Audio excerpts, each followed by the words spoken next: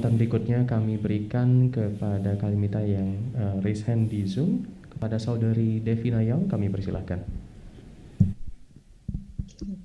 Wadami, Bante. Suara Oh, saya iya. sudah jelas ya, Bante? Sudah. Oke, saya Devina dari Surabaya. Bante, Devina ingin menanyakan terkait tentang pencapaian tingkat kemuliaan di zaman sekarang ini. Di kelas lalu, Bante pernah mengatakan bahwa untuk di zaman sekarang, pencapaian tingkat kemuliaan ini hanya bisa melalui meditasi.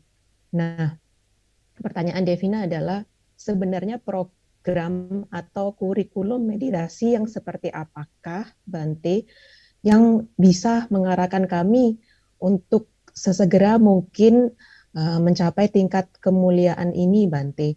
Jadi kita bisa on the right track dan tidak salah arah begitu, Bante. Mohon penjelasannya, Bante. Terima kasih. Iya, ini juga bagus. Ini juga dari Surabaya ini. Devina ini Surabaya juga. Bagus, Devina. Saya hanya teringat di Myanmar. Ya, pertama kali langsung saya teringat. Di Myanmar itu tidak semua biku boleh mengajar. Ya, tidak semua biku boleh tidak semua biku boleh mengajar pariyati, tapi juga tidak semua biku boleh mengajar kamadhana, meditasi. Ya, mereka sudah rapi kalau di sana itu.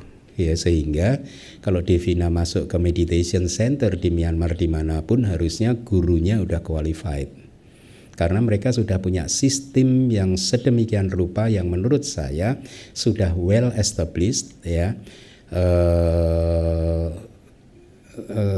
dan juga sebagai hasil proses dari kira-kira 1000 tahun. Mereka udah berproses menjadi negara Theravada itu sejak kira-kira tahun 1000, ya, sejak zaman Raja Anuradha itu tahun mungkin hampir tahun 1000 atau 1000 lebih 1 lebih 2 gitu, tahun 1000-an lah ya.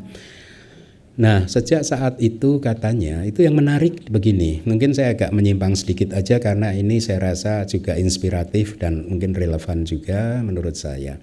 Yang menarik adalah begini, di tahun 1000 Masehi dulu, Raja Anuradha itu ada, menurut sejarahnya, dia adalah raja pertama di Burma yang memeluk gitu istilahnya agama Buddha Theravada.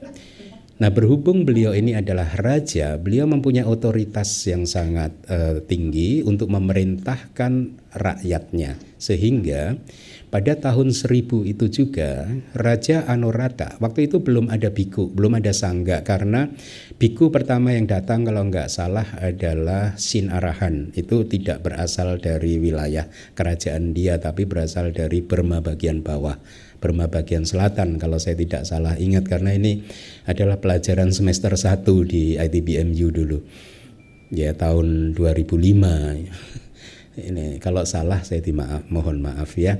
Tapi mudah-mudahan nggak salah. Jadi beliau terinspirasi untuk memeluk ajaran Theravada itu karena kedatangan Sin Arahan dari Burma bagian bawah begitu.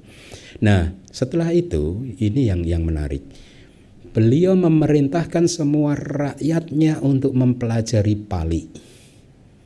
Ini yang menarik. Ini yang kadang saya sering bertanya-tanya, kenapa di Indonesia ini kita tidak membuat satu aturan siapapun yang mau menjadi biku harus belajar ke negeri Buddhis. Karena saya rasa umat-umat di sini mempunyai sada yang cukup kuat untuk mendukung siapapun yang ingin belajar ke luar negeri. Jadi sebenarnya biaya tidak menjadi masalah. Saya selalu mendorong kalau ketemu biku-biku muda, kenapa nggak belajar ke negeri Buddhis Bante, kenapa nggak ini, kenapa nggak itu gitu. Jadi salah satu jawabannya karena saya nggak bisa berbahasa Inggris. Kalau memang itu adalah hambatannya, menurut saya bisa diselesaikan dengan cara mengkursuskan Bante-Bante yang tidak bisa tidak paham bahasa Inggris. Ya, untuk kursus bahasa Inggris harusnya 2-3 tahun mereka akan bisa berbahasa Inggris yang standar gitu. Jadi pemikiran yang seperti ini ada di dalam benak saya sudah sejak bertahun-tahun yang lalu. Kenapa tidak dirapikan seperti itu, bahwa semua wajib belajar, gitu ya. Sehingga nanti semua penceramah di Indonesia itu mempunyai standar yang sama, ya. Standar yang samanya yaitu apa? Penguasaan kitab suci yang sama. Dan dengan demikian maka manfaatnya banyak. Tidak hanya standar yang bagus itu akan membawa agama ini ke kemajuan karena bisa menginspirasi banyak orang, berhubung karena yang diajarkan itu adalah ajaran yang ada di kitab suci, ya. Dan lebih jauh dari itu adalah mereka yang mendengarkannya pun juga ikut mendapatkan manfaat. Para dewa yang mendengarkan juga mendapatkan manfaat karena yang dia dengarkan adalah Buddha Wacana, ya. Nah, kalau di Myanmar para bhikkhu itu standarnya udah jelas. Untuk bisa mengajar memimpin wihara biasanya mereka harus lulus minimal Dhamma Acarya, ya. Itu adalah gelar yang diberikan oleh entah pemerintah atau pemerintah dan sangga Myanmar. Dan mereka dijuluki sebagai Sasana Daja. Sasana Daja itu the banner of the teaching. Jadi kayak simbolnya ajaran begitulah, ya. Bendera kebesarannya ajaran Buddha begitu. Sehingga kalau Anda mendengarkan ceramah-ceramah Dhamma yang dilakukan oleh para sayadaw di Myanmar, standarnya sama. Standarnya sama. Kalau Anda sudah menguasai kitab suci, Anda akan bisa mengikutinya dengan baik. Karena mereka nggak lari jauh dari kitab suci. Gitu. Nah, demikian pula dengan meditasi. Meditasi pun di sana juga ada semacam sertifikasinya. Itulah mengapa para bante yang terkenal gitu biasanya sudah mendapat gelar misalkan sertifikasinya Kammadhana Acarya. Jadi guru Kammadhana, guru meditasi dan lain sebagainya begitu.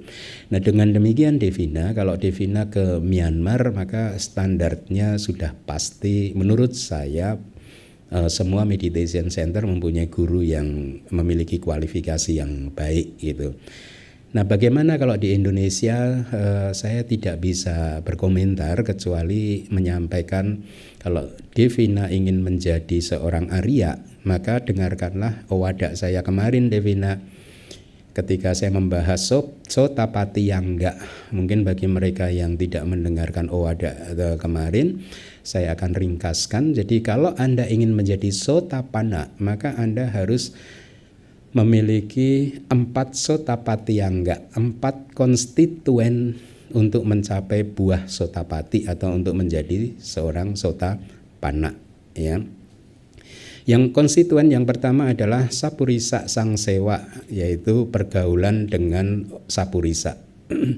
Sapurisa itu bisa Buddha, Arahanta, Anagami, Sakadagami, Sotapanna, atau para biku yang hafal 5 nikaya. Kalau enggak ada ya para biku yang hafal 4 nikaya. Kalau enggak ada para biku yang hafal 3 nikaya. Kalau enggak ada ya para biku yang hafal 2 nikaya. Kalau enggak ada ya para biku yang hafal 1 nikaya. Kalau enggak ada ya para biku yang mengajarkan Tripitaka dan kitab komentarnya. Karena Anda akan mendengarkan ajaran Buddha dari sana. Itu Sapurisa Sangsewa. Jadi Anda, Devina, yang pertama Anda harus hidup dekat bergaul dengan Sapurisa Sangsewa. Yang kedua adalah Sadama Sawanang. Sadama Sawana, mendengarkan dhamma yang sejati, ya.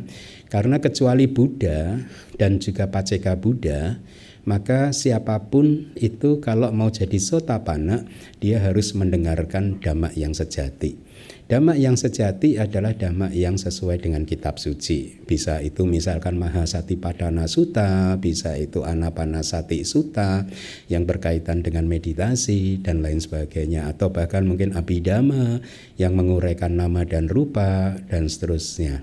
Ya, jadi Devina juga harus mendengarkan Saddhamma Sawana, ya, bukan hanya Dhamma Sawana tapi Saddhamma Sawana, pendengaran dhamma yang sejati, ya, yang sesuai kitab suci. Itu yang kedua kalau Devina ingin menjadi Sotapanna. Konstituen yang ketiga adalah Yoniso Manasikarata, kualitas hati dari Devina yang senantiasa mempraktekkan perhatian yang bijaksana. Yoniso Manasikara, ya. Penjelasannya ada di Owada kemarin pagi, ada di medsosnya DBS, ya. Jadi Devina harus setiap saat mengembangkan Yoniso Manasikara. Dengan demikian batin Devina di dalam kesehariannya terbebas dari kilesa-kilesa. Karena kalau Anda semua juga di sini mempraktekkan Yoniso Manasikara, maka batin Anda menjadi mahakusala, bebas dari kilesa.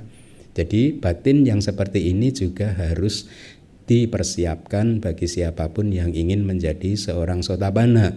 Karena tingkat kemuliaan sotapanna tidak bisa dicapai dengan batin yang terbiasa memunculkan kilesa. Jadi Anda harus mempersiapkan batin Anda untuk supaya tetap sering condong, melengkung, miring ke arah mahakusala, ke arah kesadaran yang baik.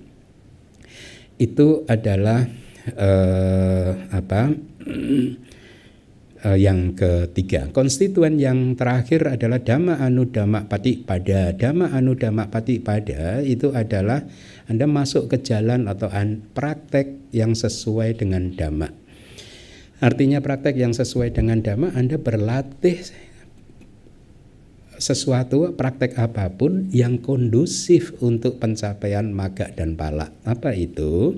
Misalkan kan praktek kita itu bisa dikelompokkan ke dalam dana, sila, dan bawana.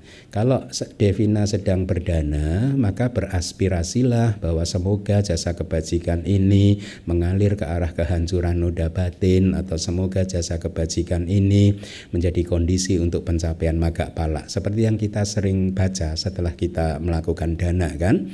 Maka ketika Anda melakukan dana dengan aspirasi seperti itu, Anda sudah memenuhi konstituen yang keempat, Dhamma Anudhamma Patipada, praktek yang kondusif untuk pencapaian magga dan pala. Sama juga ketika Anda sebenarnya Anda mempunyai kesempatan untuk melanggar sila nih saat ini, tetapi Anda teringat dan kemudian Anda sadar, Anda menarik diri tidak jadi melanggar sila. Ya, maka pada saat itu hati Anda damai, senang, damai, dan bahagia. Oh, saya baru saja terhindar dari pelanggaran sila. Nah, kebajikan ini juga Anda aspirasikan. Semoga jasa kebajikan ini gitu ya, mengalir ke arah kehancuran noda batin atau menjadi kondisi untuk pencapaian magga dan pala. Atau Anda melakukan karma-karma baik yang lain, aspirasikanlah hanya untuk magga dan pala. Saya sudah sering menyampaikan kepada Anda kan, kalau Anda berbuat baik seperti berdana dan lain sebagainya, jangan mengaspirasikan sesuatu yang bersifat duniawi. Kenapa? Karena sudah menjadi sifat atau potensi atau kekuatan dari kebajikan Anda yang kalau berbuah pasti akan memberikan manfaat-manfaat duniawi. Makanya sering saya memberi contoh, kalau Anda sudah menanam benih mangga, Anda perlu nggak sih berdoa semoga saya dapat buah mangga gitu? Perlu nggak sih? Nggak perlu kan? Ya, atau setelah Anda menanam benih mangga, ya, Anda setiap hari sembah-sembah dengan lakukan berbagai macam cara. Oh, saya pengen dapat buah mangga. Nggak perlu. Kalau sudah Anda tanam benih mangganya dan Anda pengen buah mangga, Anda tinggal sirami aja setiap hari, rajin. Jangan jak pakun. Sirami, diberi pupuk, kemudian pastikan kelembapannya itu benar. Itu pasti cepat atau lambat kalau memang dia berbuah, pasti berbuah. Ya, jadi mengharapkan manfaat duniawi dari semua kebajikan Anda itu berlebihan. Bahkan justru itu bisa merusak kualitas buah karma Anda. Oleh karena itu kalau Anda melakukan kebajikan, karma baik, apapun itu juga jangan mengimpikan atau beraspirasi untuk mendapatkan kesuksesan duniawi. Karena itu bisa merusak kualitas benih karma baik Anda. Kenapa? Karena biasanya aspirasi-aspirasi yang bersifat duniawi itu didorong oleh kilesa. Kalau karma baik Anda itu mempunyai kilesa, dikelilingi oleh kilesa, maka karma baik Anda menjadi inferior. Ya, buah yang inferior tentu berbeda dengan buah yang superior gitu. Nah, tentu Dhamma Anudhamma Patipada dalam pengertian tertingginya yang akhirnya kalau Devina ingin jadi sotapanna, Dhamma Anudhamma Patipada, konstituen yang keempat ini artinya adalah berlatih meditasi. Ya, khususnya harus bisa mencapai pengetahuan wipassana, karena sotapati magga citta itu baru akan muncul kalau wipassananya Devina sudah mencapai puncaknya. Begitu, mudah-mudahan jelas Devina. Sadu, anumodana Bante. Sadu.